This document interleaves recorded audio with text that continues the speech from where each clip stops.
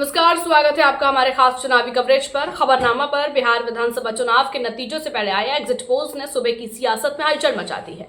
ऐतिहासिक मतदान के बाद अब रुझान साफ इशारा कर रहे हैं कि एक बार फिर बिहार में नीतीश कुमार का राज कायम रहने वाला है। बिहार विधानसभा चुनाव के दूसरे चरण में 68.76% मतदान हुआ, जबकि पहले चरण में 65.06% लोगों ने वोट डाला था। कुल मिलाकर 66.91% मतदान के साथ इस बार बिहार ने 1951 के बाद का सबसे ऊंचा वोटिंग रिकॉर्ड बना दिया है। बिहार के मतदाताओं ने भी आज आजाद भारत में इतिहास रच दिया है। 1951 से अब तक हुए सभी चुनावों में सर्वाधिक प्रतिशत वोटिंग की, जो कि लगभग 66.9% है। यही नहीं, 1951 से लेकर अब तक हुए सभी चुनावों में हमारी माताओं, बहुओं और बेटियों ने चुनाव आयोग पर पूर्ण विश्वास जताते हुए अभी तक का सबसे अधिक मतदान किया है, 71%। बिहार के इन पारदर्शी और शांतिपूर्ण चुनावों ने पूरे भारत को राह दिखाई है।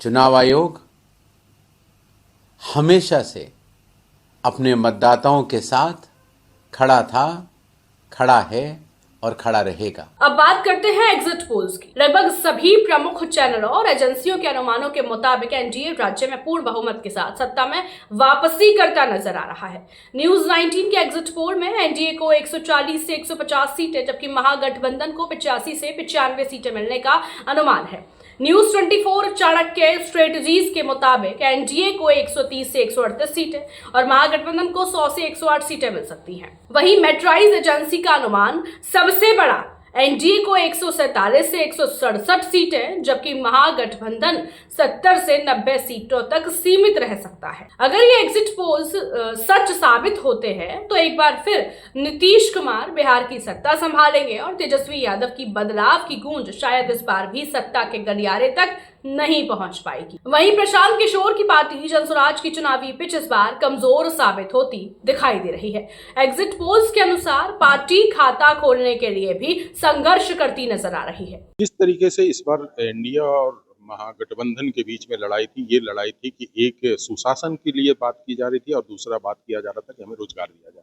जनता ने इस बार, और जनता में भी महिलाओं ने इस बार कहीं न कहीं एनडीए को फायदा पहुंचाते हुए दिख रही हैं और उन्होंने पूरी तरह से नीतीश कुमार के साथ नजर आ रही हैं। सबसे बड़ी बात है कि इस बार जन स्वराज पार्टी, जिसके बारे में कहा जाता था कि ये बहुत सारा डेंट करेंगे, चाहे एनडीए का हो चाहे महागठबंधन का हो, लेकिन जब चुनाव जैसे जैसे नजदीक आता गया और देखा गया कि जन स्वराज पार्टी के वोटर अब स्थिर हो चुके थे और वो अब बैक हो रहे थे एनडीए के जो फोल्डर के रोक कर रहे थे। लेकिन एनडीए का जो वोट परसेंटेज है उसमें थोड़ा सा डेंट तो इन्होंने जन स्वराज वाले ने किया है और वो फॉरवर्ड क्लास का वोट है। लेकिन कहीं न कहीं इस बात को लेकर ज्यादा बल मिल रहा है कि इस बार का चुनाव नीतीश के भरोसे एनडीए फोल्डर काफी अच्छे तरीके से जीतते हुए आगे बढ़ रही है।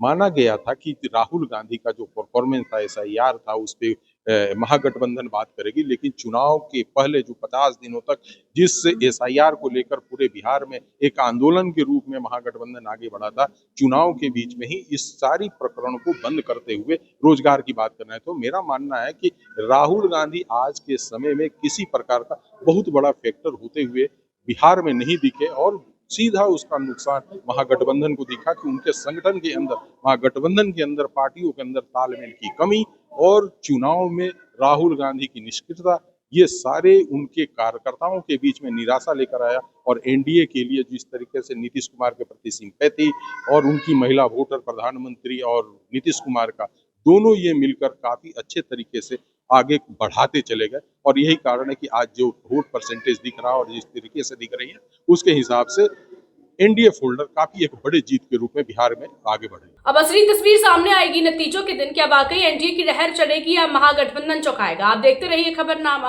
हम आपको और अपडेट सबसे पहले देंगे। अगर वीडियो पसंद आए तो लाइक करें, शेयर करें और चैनल को सब्सक्राइब जरूर करें।